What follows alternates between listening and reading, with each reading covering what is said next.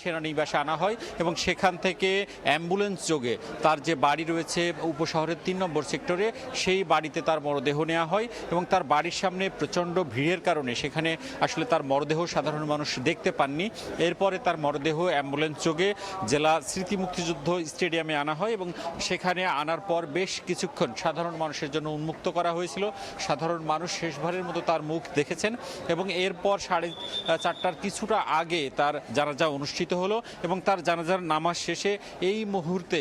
তার বন্ধু বান্ধব স্বজন এবং স্থানীয়রা রয়েছেন, তারা তাকে শেষবারের মতো দেখছেন এবং সেনাবাহিনীর সদস্য, স্থানীয় জেলা প্রশাসন, পুলিশ প্রশাসন তারা চেষ্টা করছেন যে সাধারণ মানুষকে শৃঙ্খলার মধ্য দিয়ে শেষবারের মতো তৌকিরের মরদেহ দেখার সুযোগ করে দেওয়ার জন্য। এবং সেনা বাহিনীর পক্ষ থেকে যেটি বলা হয়েছে, এখানে সাধারণ মানুষের দেখা শেষ হলে তার মরদেহ ছপুরা গোরস্থানে নিয়ে যাওয়া হবে এবং ছপুরা গোরস্থানে সেখানে তাকে সমাহিত করা হবে। জানিয়ে রাখি যে গতকাল এই দুর্ঘটনার পরপরই তার বাবা মা বোনকে রাজশাহী থেকে বিশেষ বিমানের মাধ্যমে ঢাকায় নিয়ে যাওয়া হয় এবং তার পরিবারের সদস্যরা সন্ধ্যার পর জানতে পারেন যে তৌকির মারা গেছেন এবং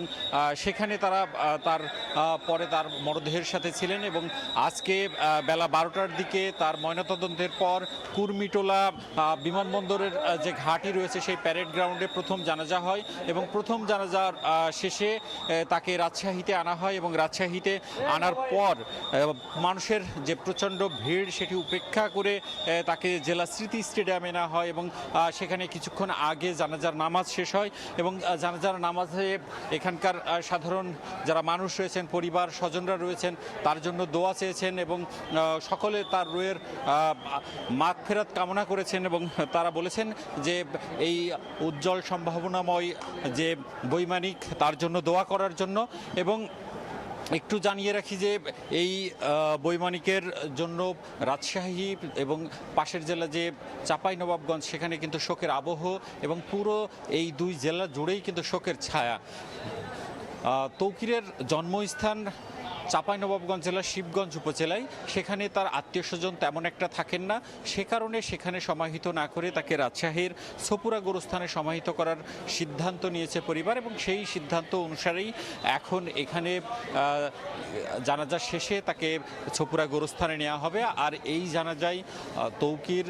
তার পরিবারের সদস্যরা যেমন অংশ নিয়েছিলেন তেমন অংশ নিয়েছিলেন তার বন্ধু বান্ধবরা, স্বজনরা, স্থানীয়রা, এলাকাবাসীরা এবং আমরা একই সাথে দেখেছি যে রাজশাহীর বিভাগীয় কমিশনার, রাজশাহীর পুলিশ কমিশনার সহ